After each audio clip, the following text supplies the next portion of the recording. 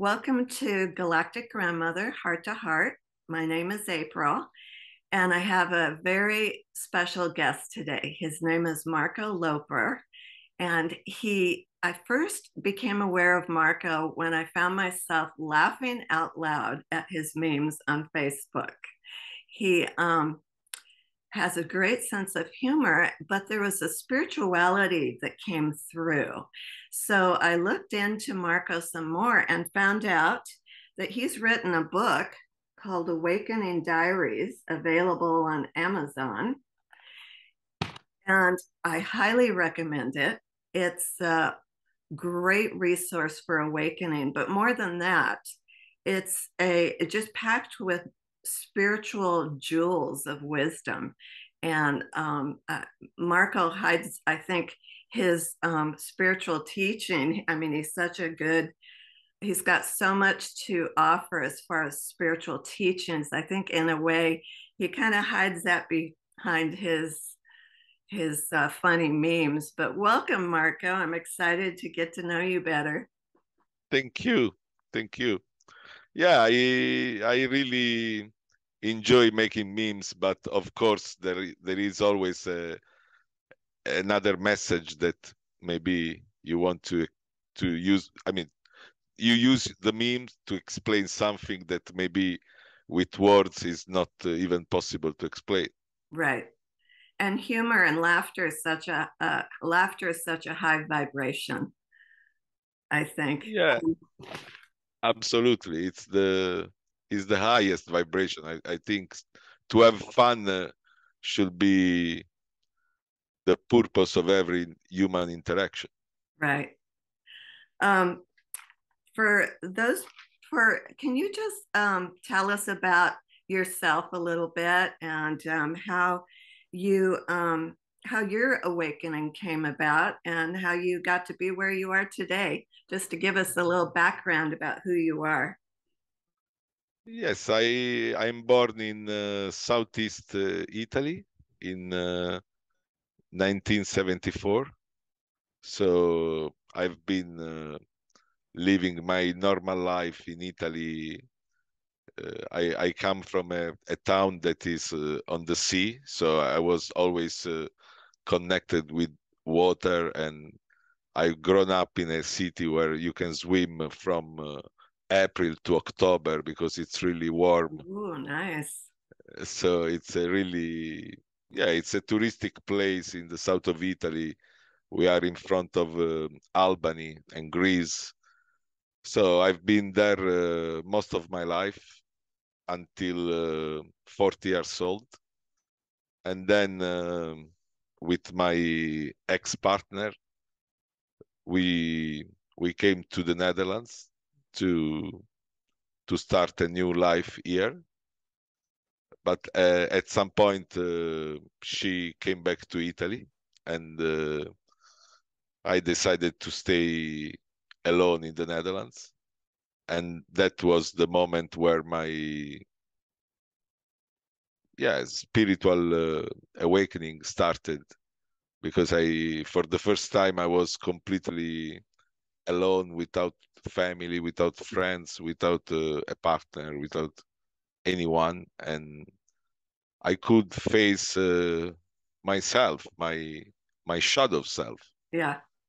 and yeah, I could become aware of something that was hidden, and it's like to discover a new dimension that is within yourself, and you learn how to analyze your subconscious mind and whatever you can have that is blocking your potential to to fully express yourself. So basically, I started to look deep into myself, and one day I was in my house, and I had this Kundalini awakening, really strong, really powerful. Like I, I mean, I was just sitting on my sofa, and I had this flow of energy going up to my spine really incredibly. And I at the moment I thought I was sick a little bit because I didn't know what was happening. But then I realized that there was something mystical in this experience, and I felt like in heaven. And yeah, I basically connected with my higher self Mm-hmm. just by declaring I want to be in service to others. And That did that Kundalini awakening the energy? Did you feel the flow from the crown down or the root up, or did it feel like pressure, the all the energy? it didn't feel exactly from one point or from another, but because was just a flow of energy Mm-hmm. going up and down. Uh-huh. And then you feel this yeah, it's like a liquid substance on in the spine that goes up and makes you feel sensations like really pleasure, a lot of. Uh-huh. And yeah, it's really strong. And there is a little bit of dizziness and vertigo, but Uh-huh. it's because you enter, it's like if your electromagnetic field around you is working on another frequency, and you feel like a little bit shaking because it's like if yeah, it's the meeting between spirit and matter. So it's when your higher self enters into your physical body and you experience this spiritual awakening that has a physical consequence, Right. because you it clean up all your chakras. And because the energy, in order to flow without any obstacle, Right. it needs to be completely clean. So if you have still I mean, after the first moment, then you can experience some pain if you still have blockages on Oh, some yeah. like emotional because it's like the connection between the physical body, the emotional body, and the spiritual body. They get aligned all together because you open all your channels. Mm-hmm. So yeah, it's like the transformation from the ego consciousness to the higher self consciousness. And Mm-hmm. you understand this during the process, during what's happening. And for me, it happened just because I was trying to forgive my ex-partner. I was trying to be full of compassion, Mm-hmm. gratitude, and to be humble, Mm-hmm. to embody the qualities of the divine. And Right. if you make this declaration with honesty and with you have to be really sincere. And then at some point your higher self will feel that you are ready because you are enough pure Mm-hmm. to accommodate the higher self in the physical body. Until you are not pure enough, Mm-hmm. it can never happen. So that's why you have to make a process where you purify yourself from all the guilt, shame, fears, uh, lack of empathy, uh, all the all the blockages that we have for emotional traumas or for Mm-hmm. experience that we have in life. When we consciously clean ourselves, Right. then we can connect with this divine part that is always us, but on Right. another multidimensional level. Right. As a quantum healer, that's what I assist or do, and I've done it on myself as well, of course. But to look at the energies, the low frequency energies that are actually being held within the physical cells, and those, of course, it doesn't take a quantum healer. Everyone can make the intention to release those lower frequency energies that they no longer need back to source for transmutation. And then, of course, the more that we purify the vehicle, then the more of our higher consciousness can be embodied. Um, Yes, we all have different, kinds of experiences, and they're so valid. And I think people need to know that this is normal human nature. This is who we are, you know. absolute. Yes, it's something that happens. I mean, every time we open our consciousness in order to understand more what Mm-hmm. is life and what is this gift that we have. It's a gift to live and to be born.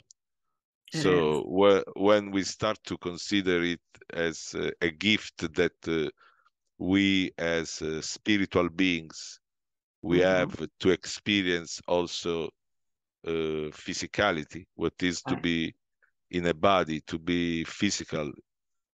You change everything in your perspective, and you understand how everything works, to learn how to evolve. Basically, it's something that we come here to do in order to evolve. And so that's the main reason why every time you rise in consciousness, there is Mm-hmm. a physical effect on your body, because you activate the what the doctors in this world call junkie DNA. It's Oh, not is not right, is right, not junkie at all. right. Is the part of the multidimensional DNA that the human beings activate when they rise in consciousness. Absolutely. Um, were you intuitive as a child? Yeah, I mean, I remember to always be more like really sensitive when I was a child.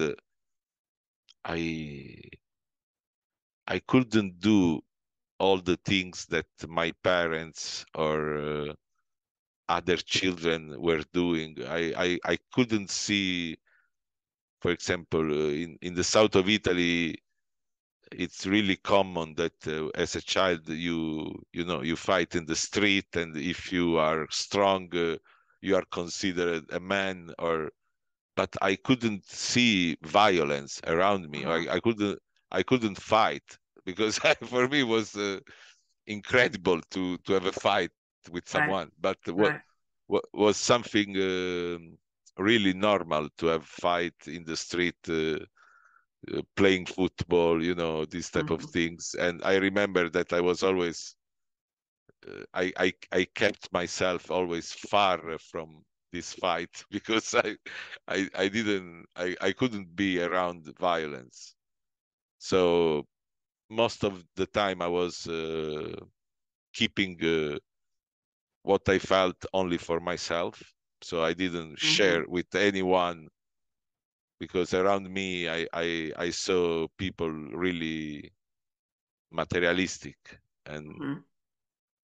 And but there was no one in your family that you would call maybe psychic or intuitive, like maybe a mm, grandmother, no, mother. not really. Also because I lost my mother when I was really young. I was only 12. Mm-hmm. And then my father married with another woman, so I started basically to live my life alone already when I was 15, 16, and then I went to live to another city in Florence when I was only 17, Wow.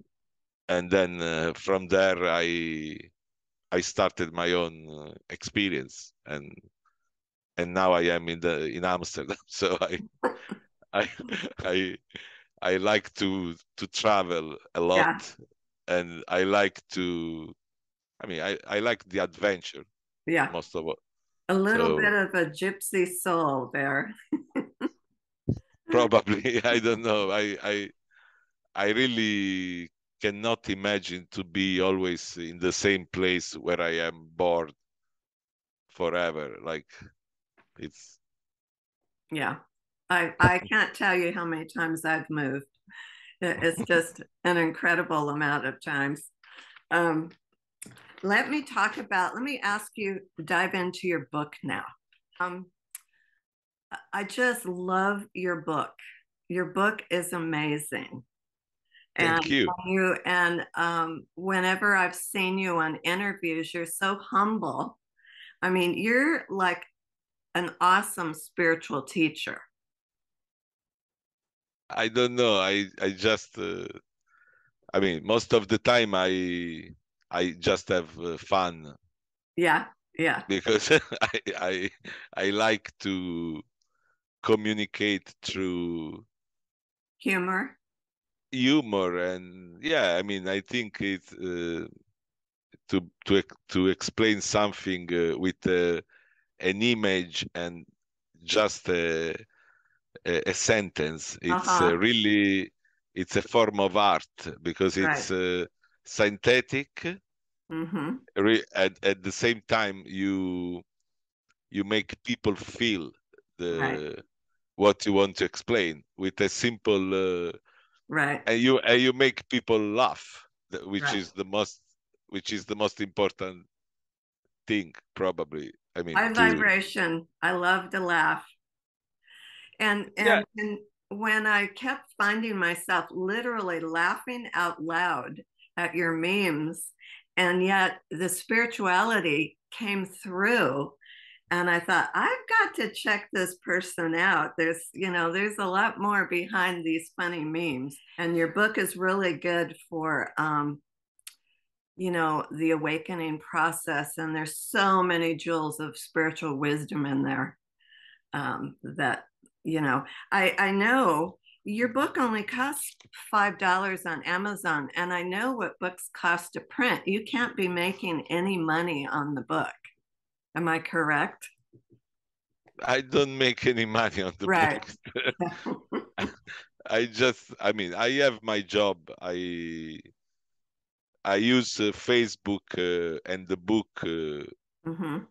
just as a way to communicate my message and to connect with people and to to have fun at the end. Is It's a way to spend the time is in a more pleasant way. Okay. There was in your book, you talk a lot about fear, and and I'll quote, you said, fear is the opposite of love, which is a universal state of consciousness aligned with the energy of creation itself. And then I'm going to paraphrase, fear creates distortions in your energy field, which causes a victim reality rather than a creator reality. And I think it's important for you to just talk to us about how the influence of fear, on our spiritual self. Yeah, we come here to experience duality and to experience also to make bad experience, also to learn how to overcome fear, because it's in a scale we have highest frequency emotions and lower frequency emotions, and we come here to transmute the lower frequency emotions like fear, Mm-hmm. Mm-hmm. and to show to the creation that we are able to transmute darkness into light. So that's part of the job we are here to do. And fear, it's something that it's like an heritage from your family, from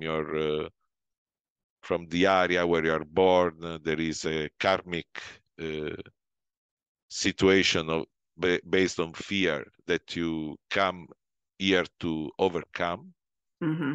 and you have to be ready to face all these challenges, because it's like the victory of your consciousness above the vic- the victim mentality of the ego, Right.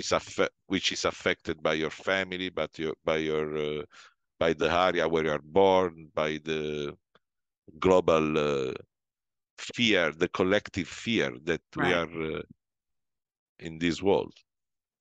And and So and stepping out of fear is stepping into your own sovereignty, into your own listening to your own intuition, don't you think? yes, It's yes, it's following what your heart is saying, mm-hmm. no matter what, and no matter what's happening around you, who is with you or not, or no matter what's around you, you have to be ready to follow what you have inside. Right. And if your intuition is telling you that something is not meant for you, you have to be ready to walk away, Right. and you have to face basically the fears of your shadow self, that is the Right. construct of the society, Yeah. of the family, of everything that your human experience here has brought to your physical human being. So Mm-hmm. you have to face these fears, and when your consciousness overcomes the fear, it's the victory of the higher self Right. on the ego, basically. Yeah. For me, that was the first major initiation I went through. Yeah, it's a process. It's not something that can happen in one night. I mean, Mhm. you can have the dark night of the soul, but this dark night, it's not only one night. It's, yeah, you have maybe Yeah. the main night when everything is falling down, Hmm. but you have also during the process many moments Right. in which you can feel a little bipolar, maybe. And so Yeah. that's why I like to make fun with Uh-huh. memes about the process, because we don't have to be so serious about Right. what happens. Yeah, it can be also scary sometimes, Hmm. because you don't know what's happening on a physical level, on the emotional level. Everything seems so crazy and new, and it's not really something so joyful. It's also painful to. It's like, yeah, it's like a transformation. So Right. can be also painful.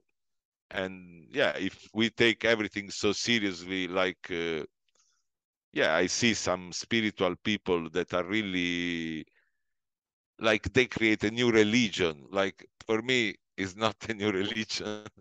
For me, is more Yeah. to observe the nature of the human being, and ob- to tell people what you experience, and then to make also fun of it, because we have also to have fun, and we can laugh especially about ourselves, because I think that is a requirement to Yeah, go in a higher dimension, is to be able to laugh about yourself.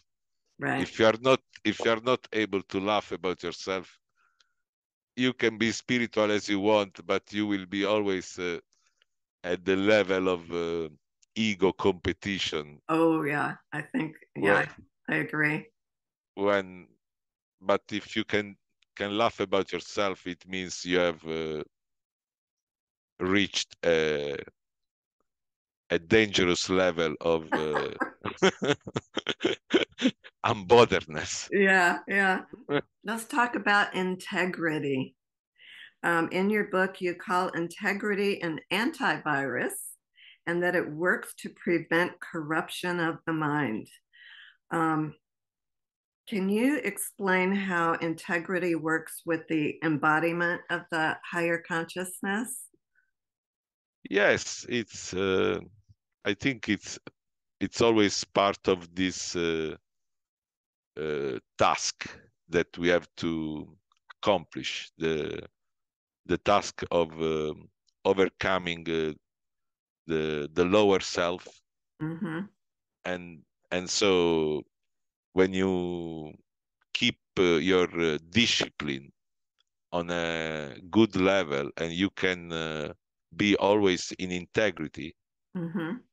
because the ego will be always subjected to some sort of corruption. Can be For corruption, I can be also to eat something that is not good for your health. Mm-hmm. It's a kind of corruption, or to be, temptations. And we have temptations on every level, Right. also about sex. Instead of considering sex as sacred, divine exchange of energy, you can also think about sex in a more physical Mm-hmm. level. So if we are more connected with the body, with the pleasure of the body, and with all these things, we become more affected by the temptations of the physical world. But if we want to connect with the spiritual world, we have to become pure. And pure, it's also about not only what you think, but also what you eat, what you carry in your heart. It's Mm-hmm. To be pure, it's also about how you love yourself, how you Mm-hmm. treat your body, Right. how you how you the people you meet and you share your values with. And self-love can be in many many ways to be expressed. And it's up to you how you become the embodiment of self-love, Mm-hmm. which means to become because some people can confuse and self-love with arrogance or Oh. Mm-hmm. selfishness. But Right. it's the opposite. It's the more you love yourself, the more you become humble, and you can accept any criticism Right. without changing your way of being. Right. It's when your value depends on the opinion of others that you you are on a lower frequency. But when you know your self-worth, Mm-hmm. you don't it doesn't matter what other think about you. So yeah, it's part of the embodiment of the higher self, I think, to become more powerful and humble at the same time. It's And it's honoring that which we are, which is not just as a fractal, but a part of the whole that we're, Yes, as we honor ourselves, our physical bodies, and this consciousness that we embody, we're also honoring that we are in the whole. So Absolutely. yeah. Yeah, Um, it's to become sovereign at uh-huh. every level. So if you are able to control what you can eat, and you become able to control what you can think and what you can feel, Mm-hmm. you are not anymore a victim of food, of your thoughts, of your emotions. You become the creator of your reality instead of being a victim of reality. Right. And that seems to be the big jump right there. Stepping out of victimhood into being totally responsible for yourself and realizing you're creating your reality by the Yes, consciousness that you hold. yes. It's about the journey. It's about understanding how this works and to put into practice uh, this knowledge in your life, because Mhm. we can speak about spiritual life, but if we don't experience day by day what does it mean to have a discipline Right, about what you all love in your life, right. then it's just a theory without any substance. So I think it's important to make memes to remember to people why we have also to become aware of the spiritual ego that can also be always Yes, there, yes. and to bypass also emotionally Hmm. something that we still have inside maybe and we don't want to look at. And Right. Like so like we see so many so-called spiritual people looking the part, uh, behaving in certain ways, certain activities and so forth, but their personal life and relationships are just falling apart and they're not really applying, looking within to see what's going on there. They'd rather bypass, um, and be on the so-called spiritual path, but in real life, they're not looking at it. They're not taking care of business. yeah, I mean, it's always the risk when there is only a theory but without any practice in life. And yeah, we keep telling the same story without applying any rule to our life Right, directly, and it doesn't work. right. If you don't do that, it doesn't work. So you have And to be ready to to get the job done, but you have to, yeah, it's I mean, I think originally in this concept of the sacrifice that religion has used to manipulate consciousness, but right.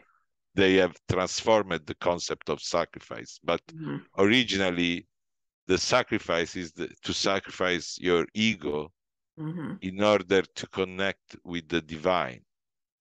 But then they have changed the meaning in order Right. to Hmm. uh, distort the truth about our spiritual nature. So yeah, we have to discover again how to connect with the spiritual self that Right. everyone has, Right. because we're all souls, and Right. we all have a higher self. Yes, definitely. You talked about and it's really popular. It's a popular topic now. You see it all over, the empath narcissist relationship. And that's something that you discussed in your book. Can you tell us about that? the narcissist and the empath relationship, kind of clarify it for people what that's Yeah, all about. I think it's something that happens always on an energetic level. Mm-hmm. So when there is, of course, a situation where a subject has more light, because the more you are empath, the more light you have.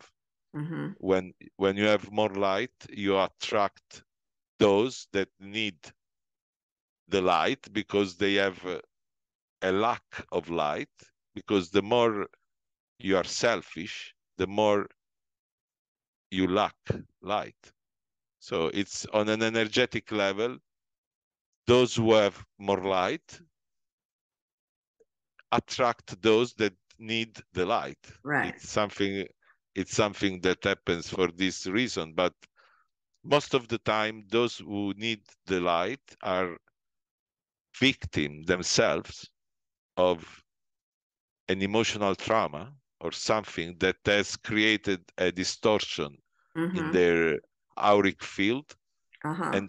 And I believe that behind every narcissistic behavior there is always an infiltration of some entities, or some from maybe in an interdimensional interference, Mm-hmm. which affect the behavior of the subject. Because it happens always like this. When you have an emotional trauma, you create the condition to be infiltrated by other entities Oh. in your consciousness. Mm-hmm. So that's why your behavior becomes really aggressive, or narcissistic, or with lack of empathy, and without loving. You cannot love even yourself because you are affected by these energies that are controlling your behavior and your reactions. Right. So I think that in this dynamic there is always, I mean, it's not only what we see, but there is a lot hidden Mm-hmm. behind the dynamic. And for the empath, it's always a lesson about how to love yourself more, Right. and not to give everything to others, because they can take also the rest from you. So you Yeah. you you become completely drained by others with if you don't set your boundaries. Right. But from the other side, there is also a lot of fear and a lot of ego that is traumatized and is subjected to negative interdimensional interference. Right. And that's why people cannot really overcome this unless they become aware of their own shadow self, and they work on removing the Wow. the Yeah. distortion in the auric field that Uh-huh. allow this infiltration. So if you don't build again your electromagnetic field with the powerful emotions like compassion, gratitude, forgiveness, uh, empathy, service to others, if you cannot be more powerful without these emotions. So you have to Right. use them to remove any infiltration from you. It would really be addressing their core wounds. It's Deep. all about how you, because we all have a soul, and Mhm. if there is even a small connection with your soul, which is the connection that you have when you have good thoughts about yourself and about others, and you are humble and you are ready to forgive, to be full of compassion. If you follow this, then you can connect with your part that is pure. But Mm-hmm. if you are too much in these lower energies, it's really hard to change and to, instead of having resentment, for example, it's really hard to forgive someone that did hurt you. So you have to be really strong to forgive even those that made something bad to you. Right.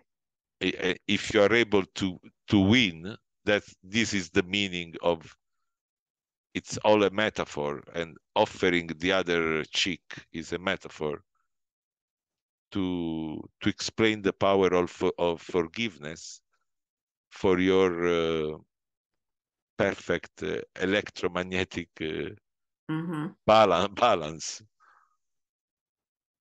It's like if Wonderful.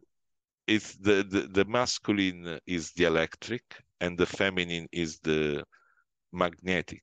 So when you have both in yourself as energies, balance energies, so you make the two into one, it means that you balance the masculine and the feminine inside yourself, and you create the perfect harmony.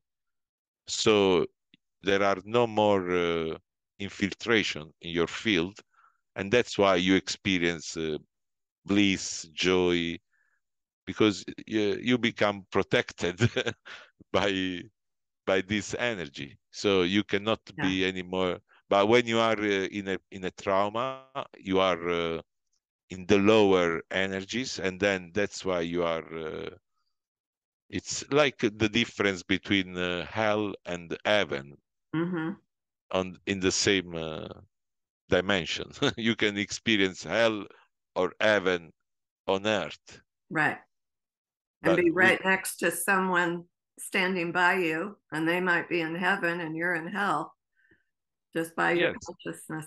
It's, think that I you can bet. experience just by walking in a park, or just by also going to work. I mean, it doesn't matter where you are. It's Right. just that you are completely open Mm-hmm. to everything. It's also that you don't want to control anymore the outcome, or Mm-hmm. what has to, because when you are in fear you want to control everything. Mm-hmm. But when you are living in love, you allow life to happen as it is, and Mm-hmm. without trying to control the outcome. So that's really important, because you surrender completely Oh, yeah. what to whatever life will bring, Right. and you are open to any experience without fear. But when you are in fear, it's the opposite. You want to control everything, to check if something can go wrong or not, or it's Right. more so it's a different attitude, and this Right. is the main difference, I think, between love and fear. Just going with the flow, or just keeping your world contracted in that fear, you know? Yeah, also be you have to be brave to accept everything that life brings, Uh-huh.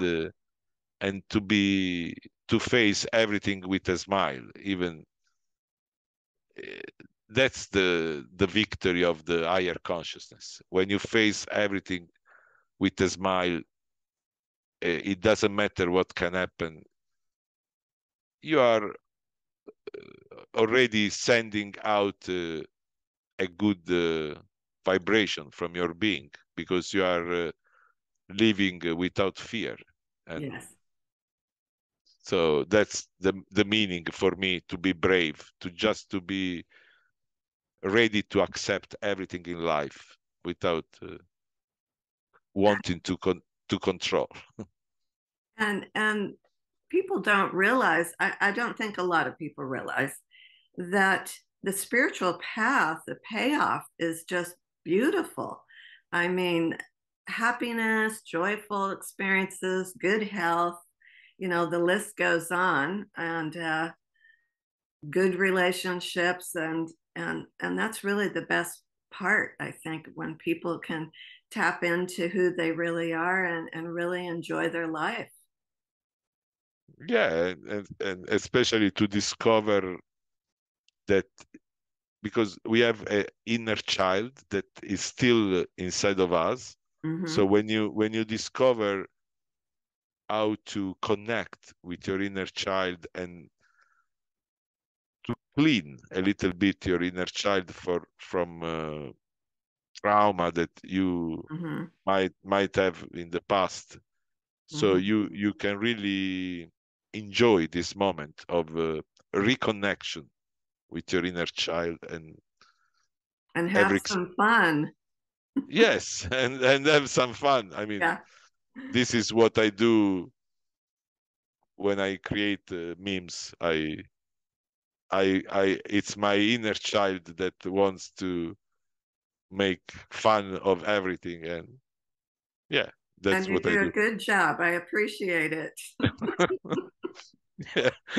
I try to make people laugh because I think it's, I mean, a part of my experience, I am really happy.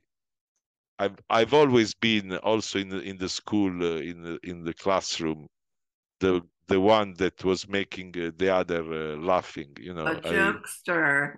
Yes, I was always the so for me it's part of my, I am happy if people laugh. Uh-huh. Yeah. So I make people laugh, and to see all these smiling Yeah. reactions makes me happy. So it's also probably a selfish reason, but I do it also for myself because I Well, like. I mean, that's part of your gift. That really is a gift to be able to make people laugh. Um, Yes. I mean, I remember my religion teacher was afraid of me a little bit because but I I mean was something I couldn't really control at that time. But uh-huh.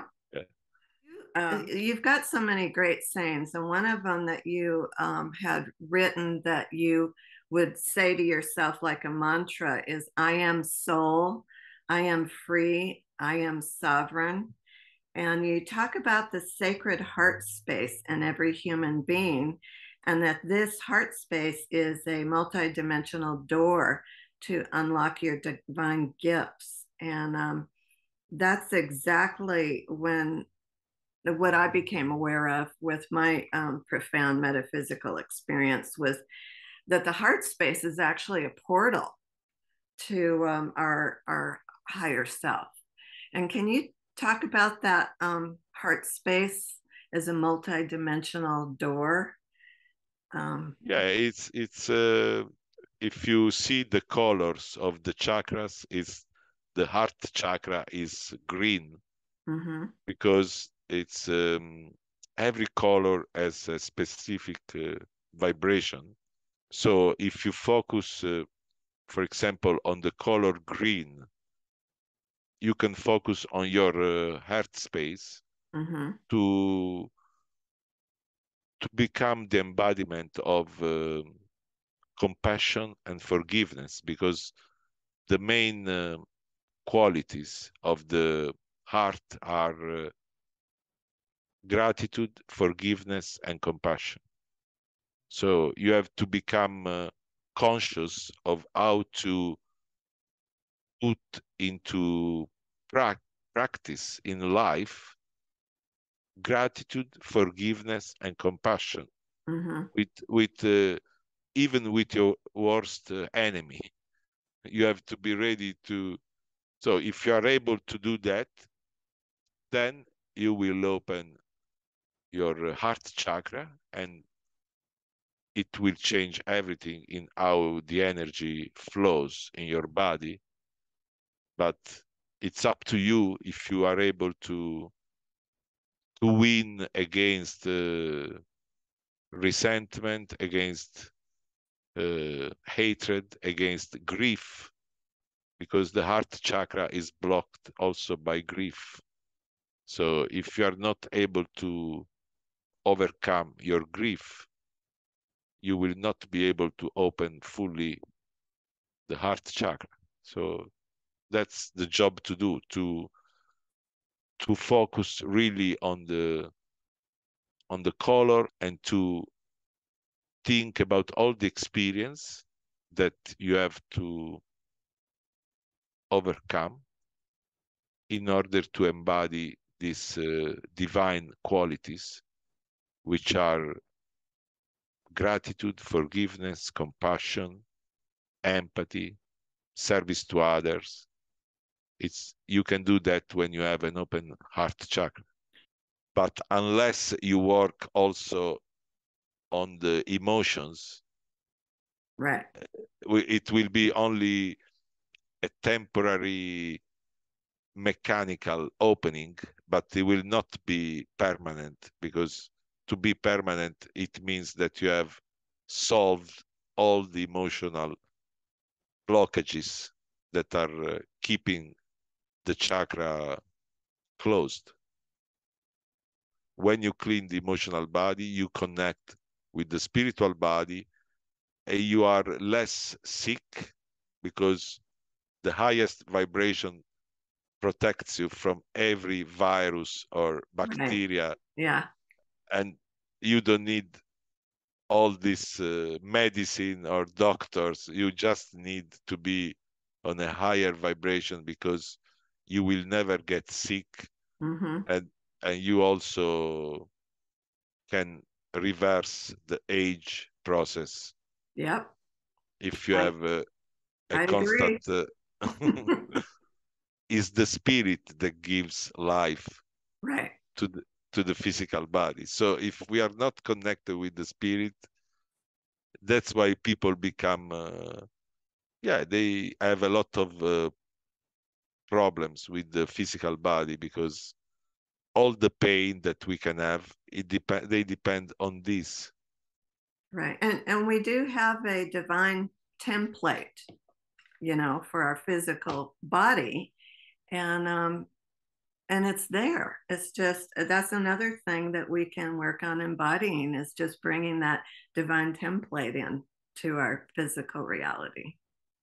Yes, yes. When you connect with your higher self, you are basically building your divine template, which is the perfect harmonious field around you. And that's why you can never get sick anymore, because it's like working in another dimension where the the frequency of the disease can never enter in you. I'm so thankful for being able to visit with you. Is there something that you would like to tell us, for your parting words? Just be happy, because it's the most important thing, Yeah, to be happy. yeah. Yeah, just find the way to be happy. Righty. Thank you, Marco. Thank, Oh, you're a blessing to us, and I really appreciate you being here. thank you so much. All right. Bye bye. Have a nice evening. Bye bye. Thank you.